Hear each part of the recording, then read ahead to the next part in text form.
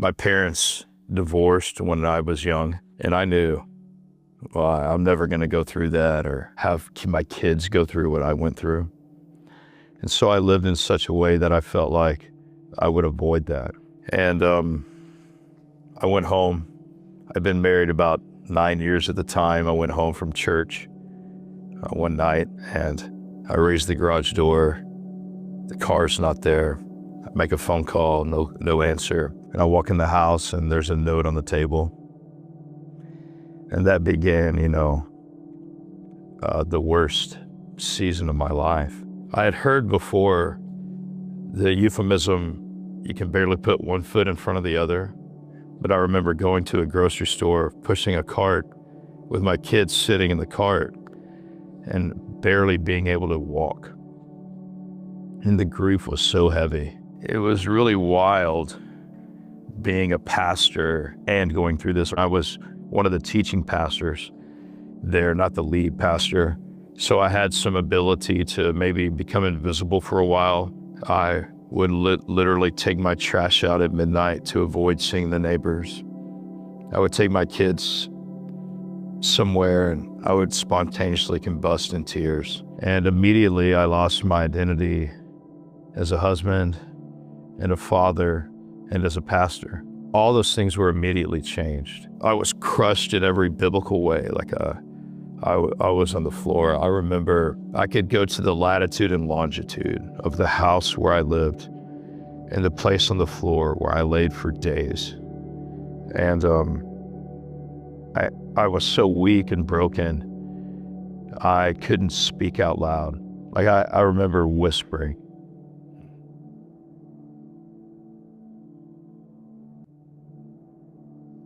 I remember whispering, and it was like for the first time ever, it was like God whispered back to me.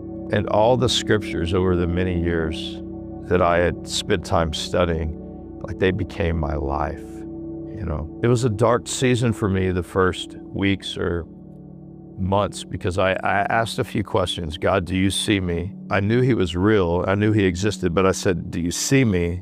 And if you see me, do you care? And if you see me and care, are you able or are you impotent? Can you do nothing? You see me and you care, but you're helpless? What kind of a God are you? And so I had really revisited whether or not God was good, not if he existed, but is he good? And does he care? The next morning after I found this note, I remember I was driving. I could take you to the light where I was sitting, where the Lord reminded me of this verse. Consider it pure joy when you face trials of many kinds. And I laughed at God. Like in the Bible, there's a story of Abraham.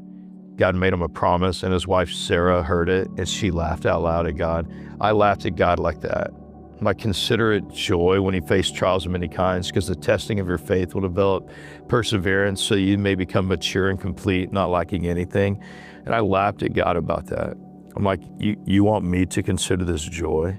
Like any good can come out of this? My initial proclivity was, I never want to be put in such a vulnerable position again. Like, I don't think I could endure being hurt that deeply again. I don't know that I could live through it. I barely lived through my divorce. I didn't want to live, but I had 2 kids. And so I knew I have to keep living. And so I kept living. Yeah, sorry. Yeah, that was almost 20 years ago now, right at 20 years. And I like to tell people it's a scar, it's not an open wound, but I'm definitely marked by it. What God did in that season was he broke me down to where my identity wasn't rooted, because I'm sure there are aspects of my identity that were rooted in being a husband or a father or a pastor. Although all those things are good things, they're not solid enough for your identity to be formed on them. But now 20 years later, I can look at it and say, God has used that horrific, painful, more pain than I will say right now, God has used that to make me into a whole new person. And I know a lot of people who are divorced and wished they would not be. And the pain of someone choosing to divorce you is almost unbearable. I think there's pain and then there's shame. And I've had to really give both of those to God. I have seen so many people that just carry this shame and this weight of the divorce. Either one, they've gone through the pain of being divorced and not wanting that. And then people who have committed the sin of divorce on their own and being able to enjoy God's forgiveness. I mean, Jesus came to take the weight of sin off of us and put it on himself. And we have to let him do that. Otherwise, we'll never enjoy the fullness and the freedom of salvation here in this world. I think so many people are waiting on salvation in heaven when he offers it to us here.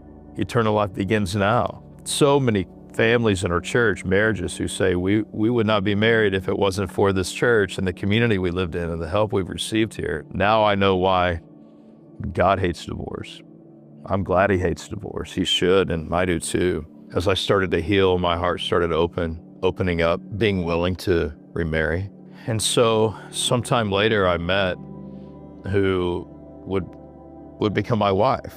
Her name is Brooke, and she had been through something very similar. And she was beautiful, but she had 4 children, and, she wouldn't compromise. She wasn't desperate to say what man would marry me. She had her standards, her values that she was looking for in a husband. Someone recommended that we become friends.